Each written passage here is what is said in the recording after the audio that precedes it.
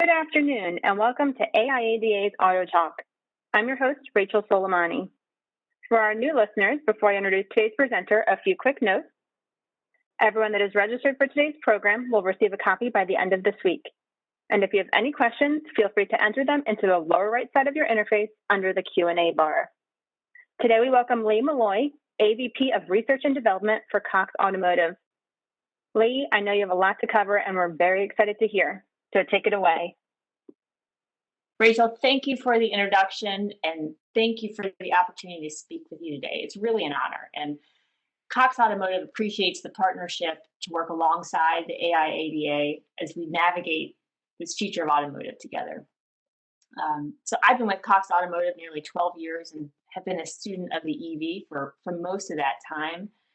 And as we talk through the implications of the EV to the automotive ecosystem, I'm going to draw on some of that knowledge at Mannheim overseeing reconditioning, which led to a whole bunch of interactions with trade associations like NatBat, committees like California Lithium Recycling Advisory Group, membership on coalitions like the Electrification Coalition. So a lot is going into today's discussion, both from thought leadership at Cox, but personal knowledge of the space and relationships we've built there. So for the next few minutes, we're going to talk about the EV, its role in the future of transportation, and ultimately how it's impacting the consumer and your businesses as dealers. So what to expect? We're going to dig deeper on adoption trends, forces shaping adoption across the US. We're going to talk a little bit about consumer sentiment, barriers to adoption, and then spend some good time on, why is the electric vehicle different and its impact to both dealer sales and fix ops. And then just close out with some big picture thoughts. So starting out, I'd like to set the stage about, our beliefs for the future of transportation. And that future of transportation is one that's defined by a whole new suite of technologies that are working together. And this is not new, right, for a lot on this call, but the acronym we subscribe to is the ACES future of transportation, where you've got autonomous capabilities, but also soon aerial capabilities, combining with connectivity, electric powertrains, and shared business models. And the reality is this future is here. It may not be evenly distributed, but it's upon us. And a proof point that this future is here comes in many signals, right? A week or so ago, KPMG released its recent research, Place Your Bets Wisely. And where in that study, they tallied over $200 billion in global investments to electrify powertrains, highlighting moves by VW, BMW, GM, to name a few. And as you look at this slide, you can see the steady march of new battery electric vehicle introductions over the next few years. And this is going to bring us well on our way to this key of the introduction of a variety of makes and models and body styles and price points that meet consumers' need. And key here too is, in many cases, you're seeing the range increase and starting to address, that we'll talk to a little bit more later, a key consumer barrier, this notion of range anxiety. And it's really critical that these new battery electric vehicle introductions meet or exceed ranges today on ICE vehicles. So that 300, 350 mile range criteria is key. But all of this despite the fact that Statista tells us that most day-to-day consumers cover way less than 100 miles a day. So education plays a key role here too. I also want to take a minute in this setup and talk about, well, where are electric vehicles showing up? And electric vehicles also aren't evenly distributed across the US, but they are concentrated in a handful of states, including California, Florida, New York, Texas, Washington. And often in these cases, right, you have federal incentives, the federal incentive combining with state incentives to drive behavior changes.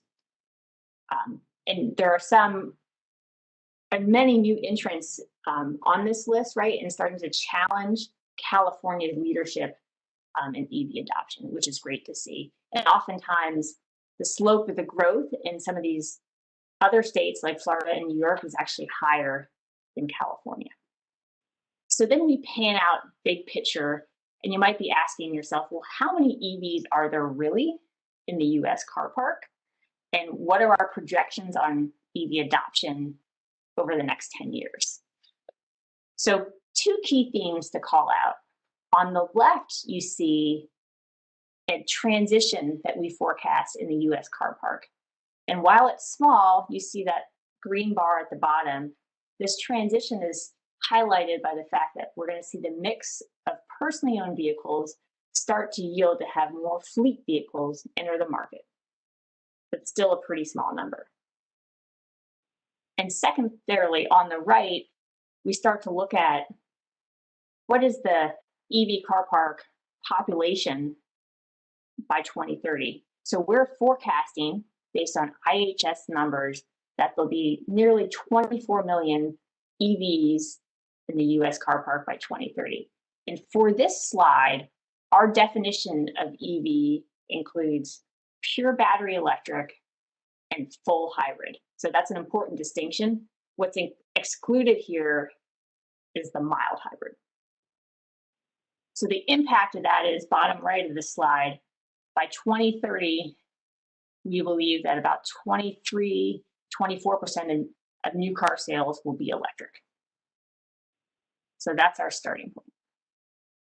So then we think about, well, what are the tailwinds that are going to drive growth and adoption in the electric vehicle marketplace? And it'd be hard to have this discussion without talking to Biden's American Jobs Plan proposal. So while not enacted, stimulus like this can play a real and important role in shaping EV adoption for both consumers and fleets. And some of the tenets that are being proposed include the electrification of the federal fleet, grants to build hundreds of thousands of new charging stations, mechanisms to fortify the US supply chain, and probably most importantly, this point of sale rebates to incentivize the purchase of both new and potentially used EVs. So how do all these factors like OEM investments, incentives, and policy show up in terms of what the consumer is thinking about electric vehicles? So at the end of 2019, Cox Automotive released a study called The Path to EV Adoption. We're getting ready to re-release the complement to that study later this summer, so it would be great to come back and share that research. But as part of the initial research, 2,500 consumers were surveyed. They were divided into segments of EV owners, EV considerers, and EV non-considerers. And 300 franchise dealers were also included. So as part of this study, we identified both benefits and barriers to EV adoption and ownership, and we looked at demographics. One of the things we learned is that the demographics for EV adoption are shifting. Historically, EV buyers have been older, white, affluent men. And these men were more likely to own luxury vehicles and have multiple vehicles for the versatility they provided. But recently, we're seeing a shift in demographics so that current EV owners are both trending younger, more diverse, and almost half are women. When we think about the benefits to EV adoption too, we know three things. We know through our KPMG research that it costs less to operate an EV, 58% less, in fact. And there's also benefits associated with eco-friendliness and the fact that EVs are a lot of fun to drive for the driver. But you have to complement that with barriers to adoption. So I want to take a minute and talk about what we know about barriers to EV adoption. And these three things are not new. The Cox Automotive research is really reinforcing what the industry has consistently communicated. But our number one finding is that 83% of current EV owners are concerned about the repurchase of an EV due to battery health. And nearly 50% are concerned about battery life and the ability of that battery to hold its charge. So in our new research that I've received some special permission to talk about some of the new trends, what we found is that over the course of a year and a half, some of the top barriers haven't changed, but what has changed is the priority order of these barriers. So in this go around, concern about battery range and perceptions of not enough range rank first. In the previous study in the fall of 19, the barrier that ranked first was access to charging infrastructure. So access to charging infrastructure is still problematic, and about 70% of consumers believe that there's not enough charging access either at home or at work, where the DOE tells us 80% of consumers do their charging. And to round out the list of barriers, we know that 70% of consumers also have concerns about initial costs for EVs. It's important to note, lastly, that while this research and the data points I shared were consumer focused, dealer perceptions very closely match what consumers believe when it comes to EV concerns. They're skeptical about battery health, infrastructure, and cost. So this slide here, we start to tell the story of the financial opportunity associated with used EVs. And again, we get back to that data point that 83% of consumers are skeptical about battery health. What we see playing out real time in the secondary market, powered by our Manheim data, is that there is an EV discount for used EVs because the buyers are concerned about the battery and its health. This EV discount is real and is about 10% when compared to the transaction of a similar combustion peer. So a lot of information on this graph, but ultimately what we've done with Manheim data is we've taken 2017 model year vehicles and compared them, their ICE component, to an EV peer. So in this case, we had the Chevy Volt and the Equinox, the Hyundai Ioniq. We have a Kia Soul to the Kia Soul EV. We have a Fiat 500e and a Fiat 500, and so on. The Leaf to the Sentra and the Elantra, again, paired to the Ioniq. And what you see early on is that the slope of the curve for the electrics is often steeper early in years 1 and 2 than for the combustion peers. And all this put together contributes to that 10% discount we're seeing in the secondary market, where used EVs transact at a 10% discount to their combustion peers. So real financial opportunity there to educate on battery health, and more on that in a minute. So it's important to also set the stage that the electric vehicle is different, and these differences are bringing broad implications to the automotive ecosystem. Think about it as shock waves that are really reverberating across the ecosystem, from dealer to consumer to servicing. And some of the core tenets of these differences are boiled down here. But core tenet number one is the difference in vehicle cost structure. So when you think about a combustion vehicle, its powertrain contributes about 13% of the cost of the overall vehicle. And when you think about an electric vehicle, that battery pack and its component parts contributes about 40% of that vehicle's cost. So right there, the makeup is different. Then you think about the second key difference, which is vehicle value. The key driver for value in the combustion world is miles, right? And lots of diagnostics data is also available to further inform value. A key driver of value in the battery world, I believe, will be battery health, right? And as you might imagine, there is limited data available today to communicate battery health in a standard, consistent way to the industry. Point 3 on how EVs are different than combustion vehicle has to do with the salvage or end-of-life value chain of that vehicle. The salvage value chain for combustion vehicles is really well known and defined, but end of life is really still developing for EVs, where recycling is both economically and also environmentally required. but this notion of a cohesive national policy and coordinated process is really still in its infancy. Point 4 then, kind of put all that together in a blender, is differences in residual value. For combustion, there's large depreciation data sets that exist today, and lenders have high confidence, as do consumers, in this data. And for EVs, given there's fewer numbers, there's limited data sets on residual value and depreciation, and we have a little bit of a chicken and the egg scenario where it's hard to forecast residual values for vehicles that are few in number. Lastly, point 4 in terms of differences, or point 5 rather, is service and diagnostics, right? In the world of combustion, service routines and preventative maintenance routines are really well known and established, as are technician capabilities to support those vehicles. In the EV world, there's a perception and often reality, and we'll talk to more of that in a minute, that service is less frequent. And that there's also a reality that there's just fewer techs certified to support high voltage vehicles. And there's a big safety impact to that. And just as importantly, though, with extended powertrain warranties and the newness of many of the new EV model introductions, it's really limited the ability of a third-party independent service provider to enter the space as a key player in the short term.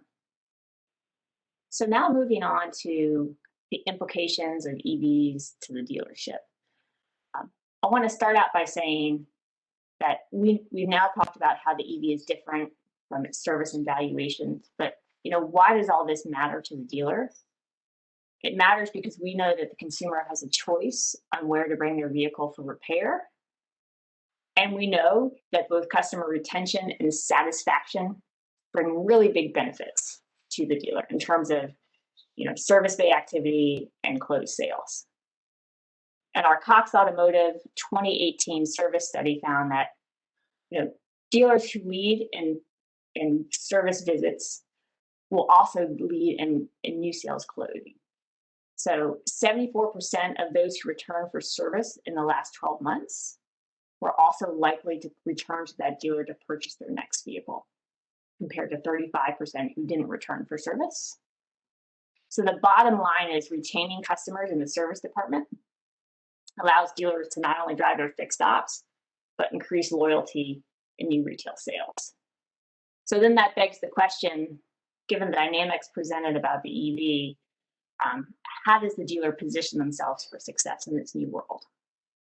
So before I go straight to that answer, I want to talk a little bit about what else is happening in the dealer landscape, right? And with the advent of COVID and changing consumer perceptions and needs, right, EVs have ushered in an opportunity for dealers to showcase leading practices. And one of those leading practices is no doubt bringing more of the transaction online.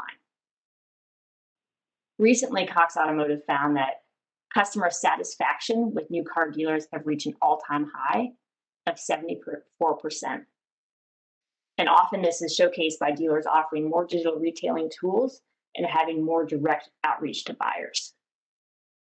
So the theme here is that the broader dealer sales processes are changing for all vehicles, but these sales changes benefit the EV sales process as well, especially when we think about the changing demographics of the EV buyer. Theme 2 is that dealers have more influence than they think with the EV purchase decision, as they participate more, as consumers participate more in the digital retailing process. So dealers can play an even bigger role in driving EV adoption as consumers are seeking opportunities to be educated and have their assumptions confirmed about EV ownership. So consumers expect dealers to show them how to operate, take care of, and maybe even arrange for home charging, as well as provide maps and access to charging stations nearby. So that's the big picture on sales. And then coming back to the million-dollar question, what are the implications of the electric vehicle to a dealer's fixed ops? We started this question by looking at our X-time data. And Cox Automotive has many service records from our X-time fixed ops tool.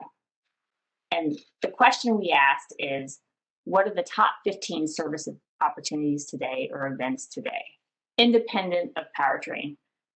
ICE or electric, what are the services that appear most frequently in this fixed ops tool? And then we took the electric vehicle lens on that, and of those top 15 services, how many are still relevant in the electric vehicle future? And what we found is that only 3 service opportunities look different in the electric future. So electric vehicles won't require oil changes, they won't require engine air filter changes, or transmission fluid changes. But the remainder of service opportunities, so the remaining 12, are still relevant in the electric vehicle future. So services such as tire replacement, rotation, mounting, and balancing will be key.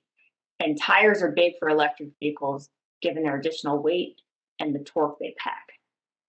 Diagnostics will still continue to play an important role, and we'll talk more about battery health diagnostics in a minute. Small parts replacement will play an important role. But the real story is on the right-hand side of this slide, where we talk about the new services that are introduced for electric vehicle. So we mentioned earlier that the battery pack makes up about 40% of the cost of an electric vehicle versus 13% of the cost if it's a combustion vehicle. So when that battery pack doesn't feel well and service is required, that lights up a whole new set of service opportunities for battery repair, remanufacturing, or replacement. In addition, there's a suite of battery diagnostics that needs to be run to constantly monitor the battery and its health. And then there's ancillary opportunities around chargers and charge ports. But big picture, while the service events associated with the high voltage battery packs may be less frequent, when those service events do occur, the RO or repair order associated with that service is much higher. And further, with the powertrain warranty of electric vehicles often being a minimum of 8 years, 100,000 miles, these vehicles will continue to come back to the dealer for any powertrain service event. And it's also important to note that some of the electrified components of EVs, like heaters that are self-regulating or transmission control and inverters, can also bring higher costs of repair. And we haven't even touched on over-the-air updates. And while over-the-air is not unique to EVs, over-the-air does create an opportunity for more customer interaction.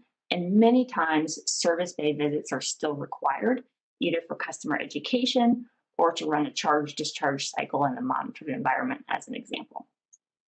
So for the next minute or so, I want to talk a little bit about battery health and the work that Cox Automotive is doing to address what we talked about earlier, that 10% discount that we're seeing used EVs transact at because of this perception that the buyers and ultimately consumers have about the health of a used EV's battery. So today we are rolling out with 3, soon to be 4 OEMs at a handful of Manheim locations, battery health as part of the condition report, so that we can start to tell the story to buyers about how the battery is feeling and how that information impacts the overall vehicle's value, and start to set expectations with buyers about one of the things that they care most about, range. So at full state of charge, how much range will this 2-year-old Nissan Leaf achieve?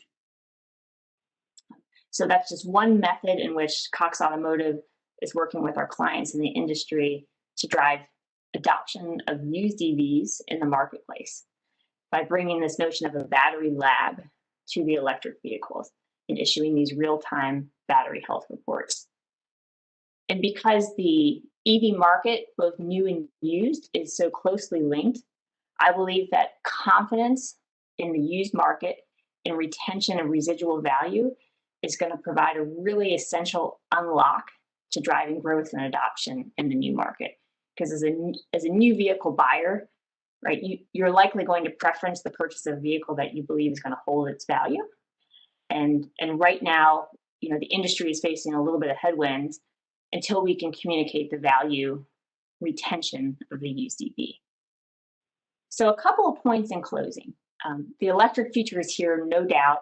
We've seen enormous capital commitments from every OEM there is. We're also seeing a lot of strength in the marketplace.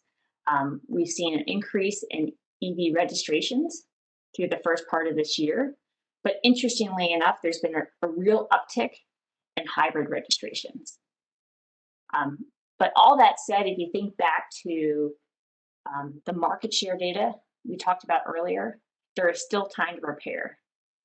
But early action is needed, right, to educate the consumer and any other stakeholder in the industry about what's different about the used EV and how perceptions may not always be reality. The EV car park is low, but it's going to grow fast. I'm confident that it will be the dominant powertrain for both passenger vehicles, but also fleets in the future.